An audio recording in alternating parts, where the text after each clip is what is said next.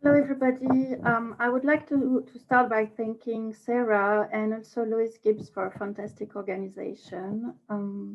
So we've seen so far how this program today activates a version of linking generations. What are these academic germ cells?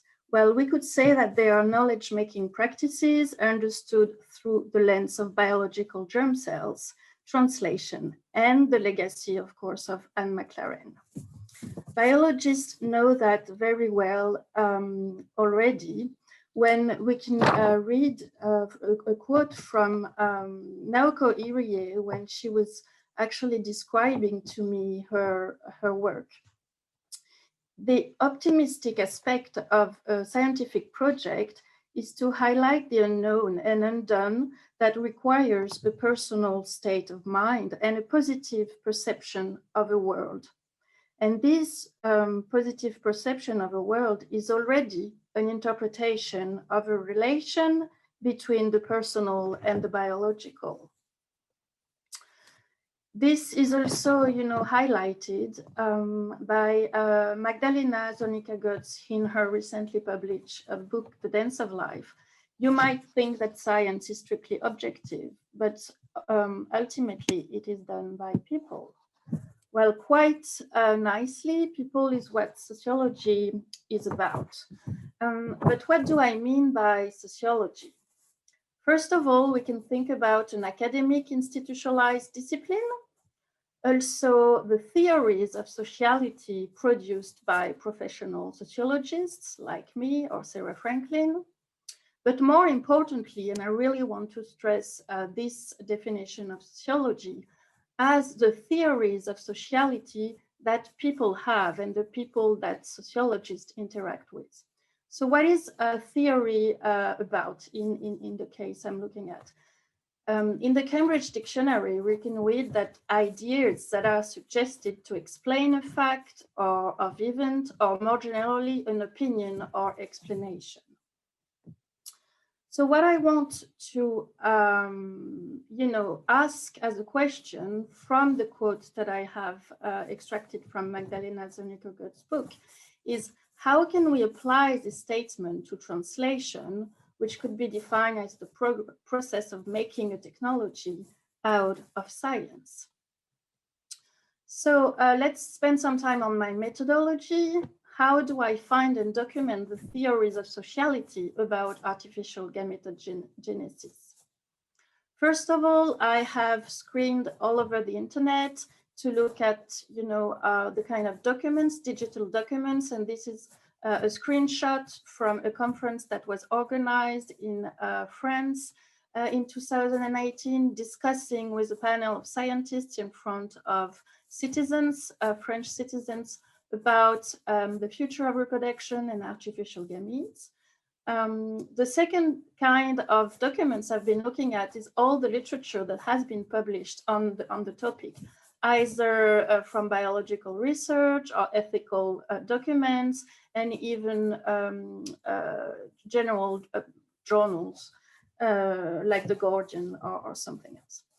And finally, this is a picture of my one of my notebook that I used when I've been working in Professor Azim Surani's laboratory, and especially with Naoko Irie, and where I kind of wrote down everything that I was doing with some comments as well. I've also done some interviews, recorded and transcribed interviews. So what are the social theories of science translation that we can document today? The very first and popular one, I would say, is this idea of the impact theory, that science would be translated into a technology as being, as having an effect on society. So that's the impact theory that we know really well about and that the universities will put forward in their communication. The second theory of translation that we can find is this idea that it's not so much science on society, but that science is already society.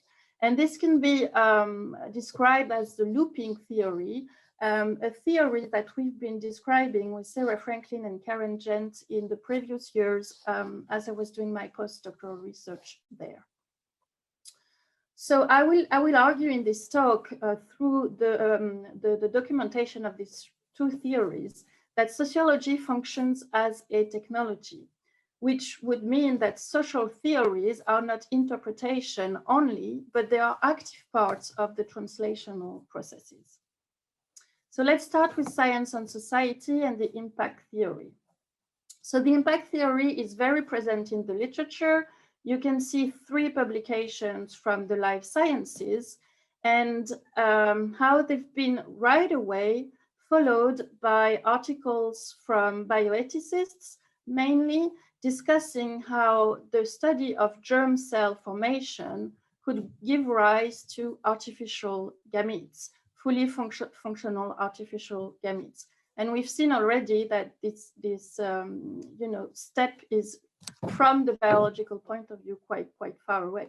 But this idea that science will at some point produce a fact that can have an impact on society through its technologization is already really present in the literature. We can also see this impact theory in the lab. So this is again an extract of my notebook where I was discussing with Naoko Irie as she was doing flow cytometry, which is a biotechnique to identify the physical and chemical characteristic of the cells.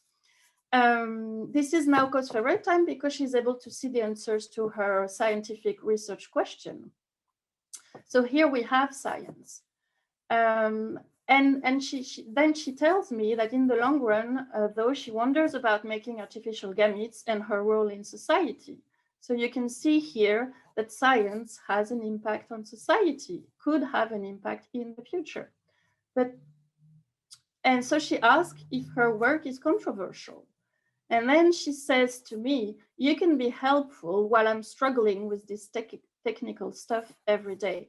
And you can see here that Naoko Irie explains how she acted upon the impact theory by letting me follow her around in the lab. So that's one example of how we can think about sociology as a technology. So let's see the second theory, which would be science that is already society, and the looping theory. So what about the looping theory? This is an extract from an interview I had with a PhD student in Azim Surani's lab. It's a big lie. It's not true that we are creating artificial human gametes. This is not true. So here you have a very different understanding than the impact theory regarding artificial gametogenesis. Indeed, the derivation of oocytes from mouse embryonic stem cells stress that it's a mouse model, not a human one. And the previous talks have explained quite clearly the differences between the mouse and the human model. And here are, a few examples of the critique of the impact model that's used to emphasize current scientific struggles that we've heard already a little bit about today. So that IVG is not so much making artificial gametes, but a model to study human primordial germ cells. Then the question of the differentiation over time, it takes 13 years to get gametes in vivo, sorry. And then of course, the ethics of testing the functionality of human artificial gametes in women. And the 3 scientific struggles and ethical struggles have been stressed by a lot of biologists I've been working with when I was at the Gurdon Institute. And what's quite interesting is that I wrote a chapter that's going to be published in a book in a few months I've sent this chapter to Naoko Irie to kind of check and get her insight. And she specifically asked me to emphasize this statement after seeing a draft of the chapter I wrote. So you can see here that the professional sociologist is used to reiterate this critique beyond informal chats, which I'm doing today, for example, and in my publications.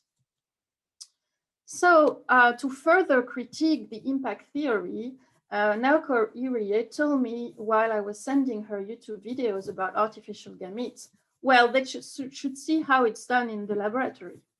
So I actually followed that advice by following Naoko around. And one very important statement is that in the laboratory, it's like walking in the dark. Actually, it's like walking in the dark because there is no previous knowledge to build on, and the in vitro system is being built as the research question is being built as well. So let's see how the walking in the dark metaphor is fleshed out by Naoko Irie in the way she understands her scientific work on a daily basis. So she tells me, if you doubt your technique, you cannot be sure of anything. If your tool is not right, you bring a lot of anxiety. So here we can see again that science is made by scientists who relate to their tools through very strong emotions, such as anxiety. Then she says, other groups will publish another way. Is this the real way?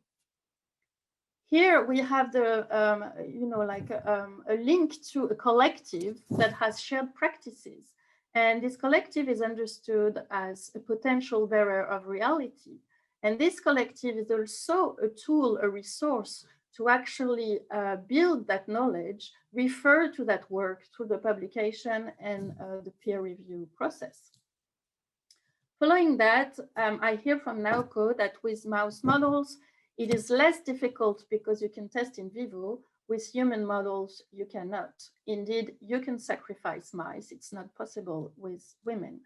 So in the background, we have the collective disciplines that it is called bioethics that produces theories of the values of living being lives. And these theories of the value of living being lives is incorporated into experimental design. So this whole process I've described leads to a theory of making science built with the preceding element having played their roles. And then Naoko concludes, it also depends on how you set the goals and if you know what you want to see. So you see that we've started with doubt and anxiety, and now we're actually looking at goals and knowing what you want to see. And what's really fantastic with this loop is that it's exactly in this order and it's following a single quote. So it's very interesting to see how the theory is structured and very clear in Naoko's mind. So new goal, new tools, new anxiety, new doubts, and then you start the circle again. So if we think about, again, at this idea of walking in the dark, which is about this unknown that's being built on a daily basis through technology. And actually, this dark path can be worked through being optimistic, which I hope I have shown already, encapsulates much more than just a positive state of mind. Believing in the process, which is based on existing social apparatus, that can be harnessed to actually make something new, which nobody knows what it is. So let's go back to my idea that sociology can be understood as a technology. Sorry. We've seen that a theory of translation can be understood as the impact of science on society. Another one as this idea of scientific looping. These two theories are not an interpretation or ideas only about translation. They are technological in the sense that they're active parts of translation through interpretation that are acted upon. And this kind of understanding of technologization was actually described in Sarah Franklin's book, looking at IVF, the example of IVF as a means of substantializing biology as technology. So this idea of substantializing is how